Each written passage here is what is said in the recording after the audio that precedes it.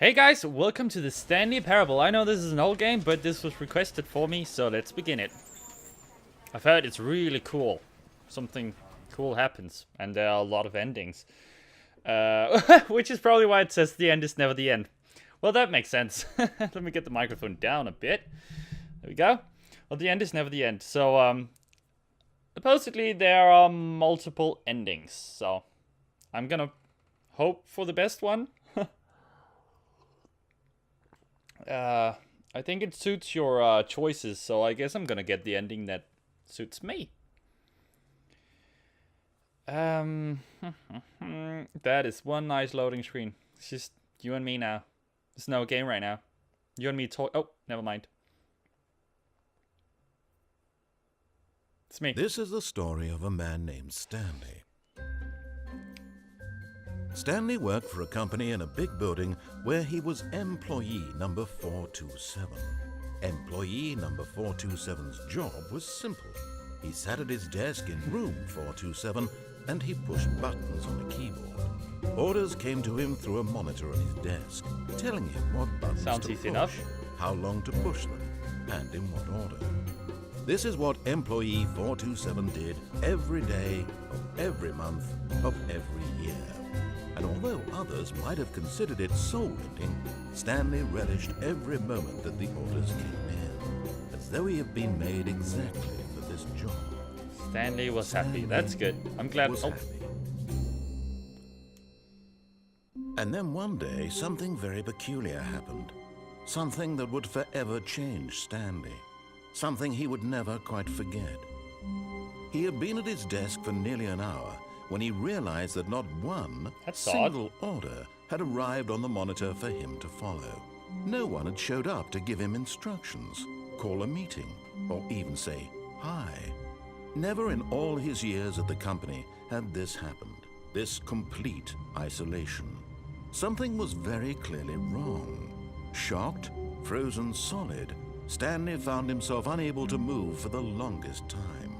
But as he came to his wits and regained his senses, he got up from his desk and stepped out of his office. Oh, that's me now. I'm supposed to move. So, no commands came in. Let me just up my mouse sensitivity a bit. There we go. No commands came in here, huh? Locked? Locked? All of his co-workers were gone. What could it mean? Stanley decided to go to the meeting room. Perhaps he had simply missed a memo. No matter how hard Stanley looked, he couldn't find a trace of his co-workers. 434, 435, where are you? My best friends. My friend. Where are they? Is this the meeting room?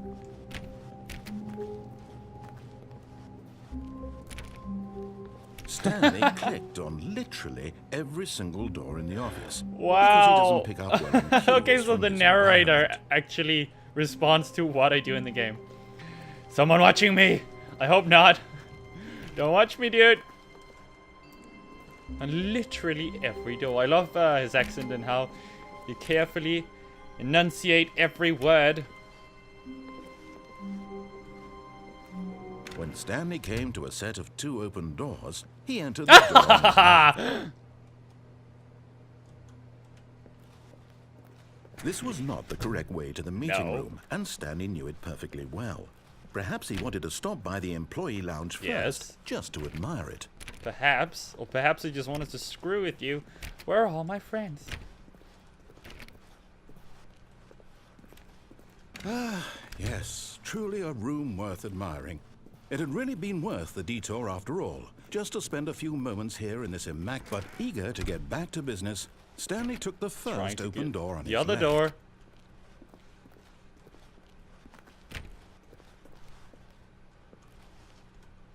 Crime right. Stanley was so bad at following directions, it's incredible he wasn't fired years ago. Come on, doors. Warning, do not jump from the cargo lift while it is in motion. Will cause death. Penalty for misuse of cargo lift, $1,000 reduced. Penalty for jumping off the cargo lift, $5,000 reduced. Look, Stanley, I think perhaps we've gotten off Is on he the talking wrong directly foot to me? here. I'm not your enemy, really, I'm not. I realize that investing your trust in someone else can be difficult, but the fact is that the story has been about nothing but you all this time. There's someone you've been neglecting, Stanley. Someone you've forgotten about. Please, stop trying to make every decision by yourself. Now, I'm not asking for me, I'm asking for her. Well, This is it, Stanley. Your chance to redeem yourself. To put your work aside. To let her Why? back into your life. Portal? She's I played been Portal. waiting. I'm scared what will happen. Who's waiting for me exactly? Oh god, that scared me. That's her, Stanley. You need to be the one to do this. To reach out to her. If you can truly play... I did it.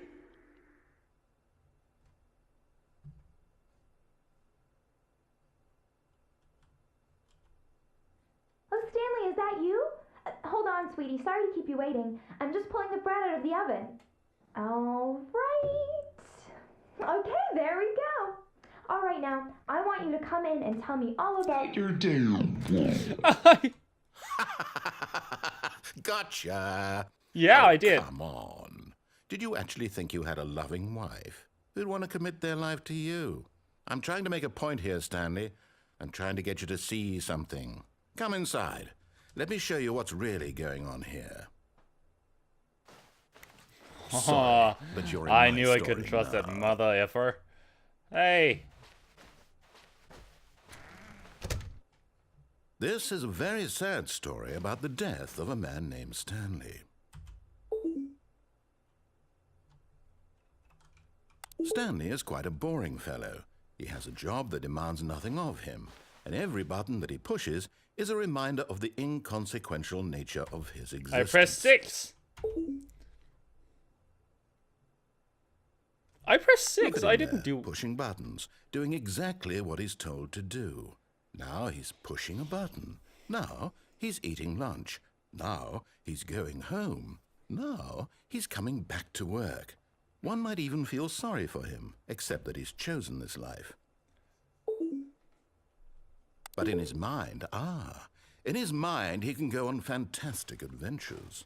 From behind his desk, Stanley dreamed of wild expeditions into the unknown, fantastic discoveries of new lands. It was wonderful. And each day that he returned to work was a reminder that none of it would ever happen to him. What's a bloody TV? And so he began to fantasize about his own job. First, he imagined that one day while at work, he stepped up from his desk to realize that all of his co-workers, his boss, everyone in the That's what we building just did. had suddenly vanished off the face of the earth. The thought excited him terribly. So he went further. He imagined that he came to 2 open doors and that he could go through either. At last, choice. It barely even mattered what lay behind each door. The mere thought that his decisions would mean something was almost too wonderful to behold. As he wandered through this fantasy world, he began to fill it with many possible paths and destinations. Down one path lay an enormous round room with monitors and mind controls. And down another was a yellow line that weaved in many directions. And down another was a game with a baby. And he called it the Stanley Parable. It was such a wonderful fantasy, and so in his head he relived it again, and then again, and again, over and over, wishing beyond hope that it would never end, that he might always feel this free. Surely there's an answer down some new path, mustn't there be? Perhaps if he played just one more time. But there is no answer. How could there possibly be? In reality, all he's doing is pushing the same buttons he always has. Nothing has changed. The longer he spends here, the more invested he gets, the more he forgets which life is the real one. And I'm trying to tell him this. that in this world he can never be anything but an observer. Ah, I don't want That to kill as long myself. as he remains here, he's slowly killing himself. But he won't listen to me. He won't stop. Here, watch this. Stanley, the next time the screen asks you to push a button, do not do it.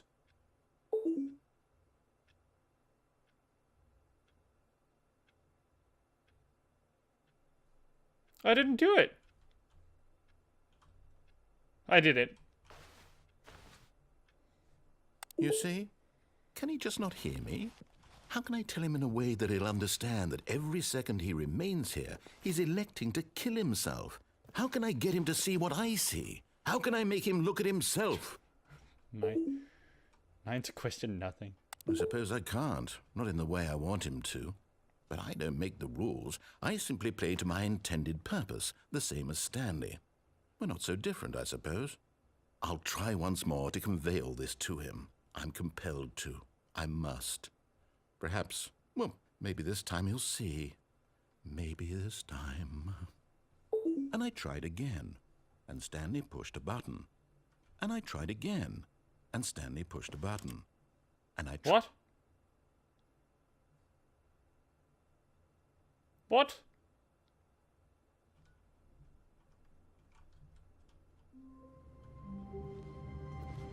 What the fuck? All of his co-workers were gone. What could it mean?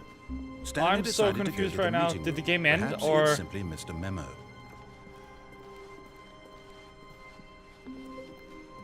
I'm When so Stanley confused. came What the to a hell? set of 2 open doors, he entered the door on his left.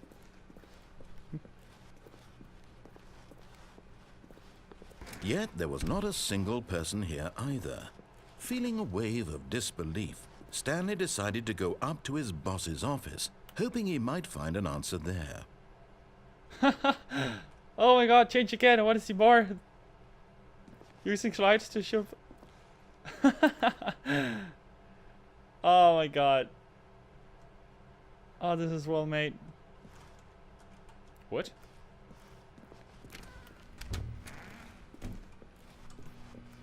Stanley stepped into the broom closet, but there was nothing here, so he turned around and got back on track. Coming to a Let's try staircase, upstairs then. Stanley walked upstairs to his boss's office.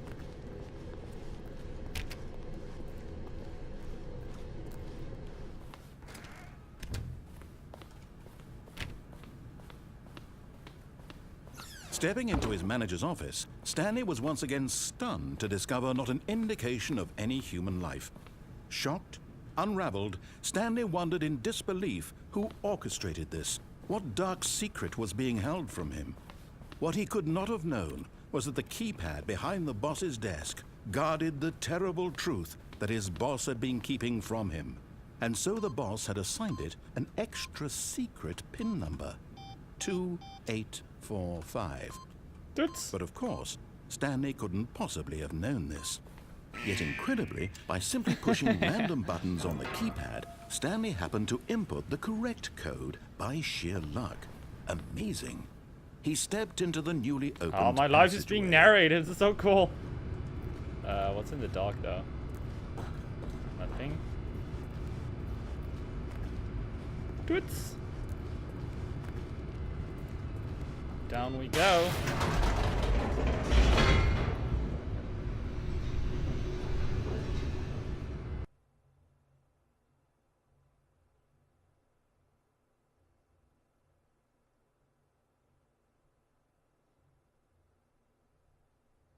Descending deeper into the building, Stanley realized he felt a bit peculiar. It was a stirring of emotion in his chest, as though he felt more free to think for himself, to question the nature of his job. Why did he feel this now, when for years it had never occurred to him? This question would not go unanswered for Where are long. we going right now? Stanley walked straight ahead through the large door that read Okay, let's Mind just Control try it. Facility. There are so many endings to this game. Holy crap.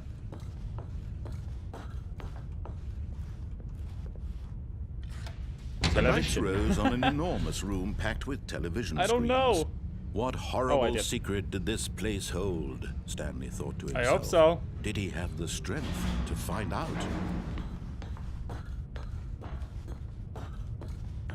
Turn it on. Now the monitors jumped to life, their true nature revealed. Each bore the number of an employee in the building, Stanley's co-workers. The lives of so many individuals reduced to images on a screen, and Stanley, one of them, eternally monitored in this place where freedom meant nothing. What's this last one gonna be?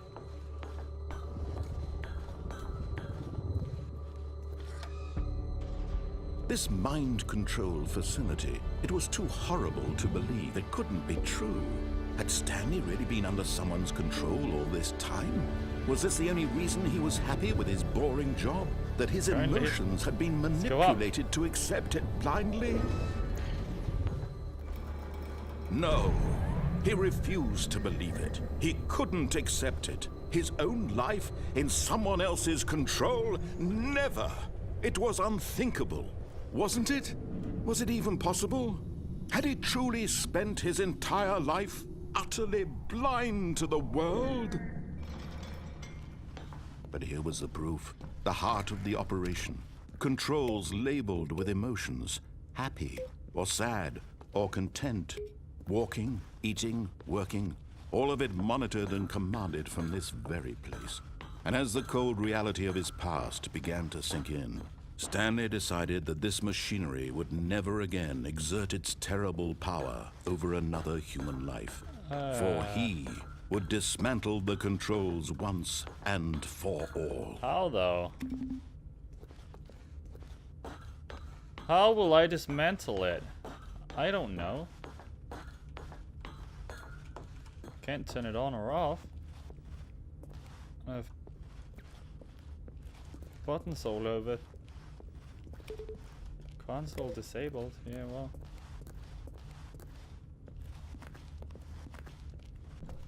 It's over here. It's a big red button. Let me press it. Dang it.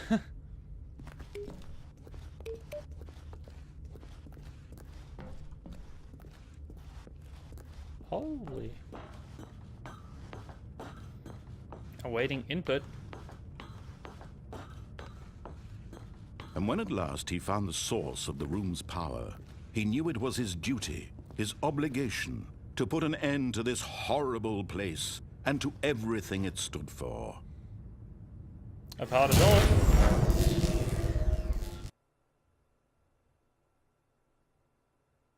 What happened?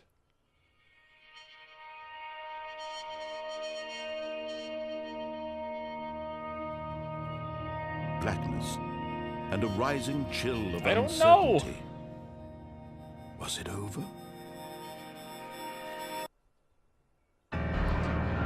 Yes. Did He I? had won.